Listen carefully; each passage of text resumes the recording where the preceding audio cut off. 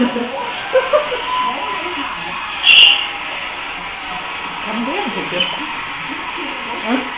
Kann man den gucken? Ja. Du bist aufgenommen worden. Warum? Ich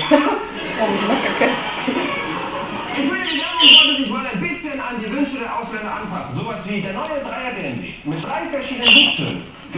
Aşkım elinden giydirsene. Wenn gut läuft, übernehmen Ausländer nämlich deutsche Werbesprüche. Meinem Vater gefiel vor allem folgender Spruch.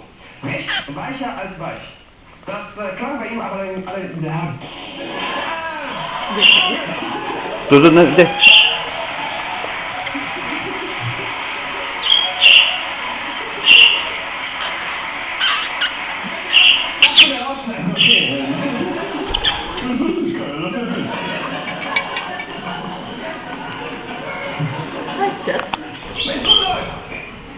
Und das wäre Übernehmen Ausländer nämlich deutsche Werbesprüche.